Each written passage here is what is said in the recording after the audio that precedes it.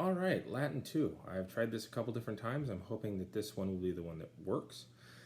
So I wanted to talk to you today about chapter 47 because that seems to be the last one that everybody can agree upon working on. And it's really dealing with the accusative plus infinitive indirect statement again. Now, if you don't remember, the accusative plus infinitive indirect statement is my second favorite thing. It is essentially where you make a bit of gossip out of a sentence. So instead of saying, I hear wolves barking, it would be something like, I hear that there are wolves barking, okay? Or I hear that wolves tend to bark, or I hear that wolves sell ice cream. Stuff like that. You're not actually telling me what happened, you're telling me what you saw that happened, or what you heard, or what you think, or what you perceive in some way to have happened. So I think that wolves make terrible ice cream, things like that. Now, the way that it works is you have the subject, you have the accusative plus infinitive, like I said. The trick is that your main verb there, that's what sets the tone. Okay, so whatever tense your main verb is in, the infinitive that is in the indirect statement is going to react to that tense. So you have to decode the main verb's tense first. And once you've done that, you can figure out where this one fits, okay? So like I said before, it's an accusative plus infinitive indirect statement, so it's essentially made up of a subject, which is in the accusative, and a verb, which is in the infinitive, okay? And that's all tacked on as a subordinate clause to your main sentence. So I could say something like, I think, and that's a sentence. I think that Falcon makes a better character for Captain America than the Winter Soldier. Now, that last part doesn't really exist on its own in the thought of that sentence, okay? Or just much simpler, I think that this pen is blue. I'm telling you what I think, okay? I think that this pen is blue, and I'm telling you what I think. I'm not telling you which one it is. I'm just telling you what I think about it. So, as many of you will see, this pen is not blue, okay? So you would hit me back with, whoa, Mr. Harmony, you're wrong. You might think that this pen is blue, but in fact, it is not. The it is not is where you're telling me where it is, okay? What you're using the word that for, that's when you're talking about the gossip. So the construction is pretty simple, and that's maybe why I like it so much.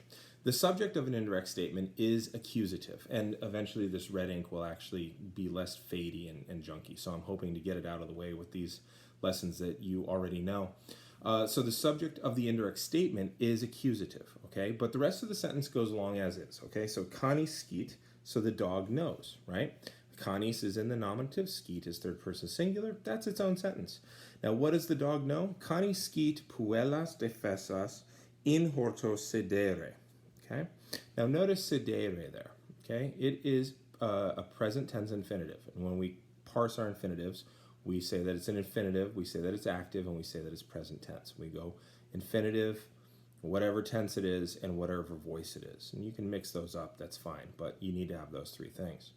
So the dog knows, okay, what does the dog know? He knows this whole thing. This whole thing is technically a direct object, but we're treating it as gossip. So the dog knows that, and the reason I know to use the word that is because I saw an infinitive, and I saw an accusative, and I figure, yeah, it's probably going to be an accusative plus infinitive indirect statement.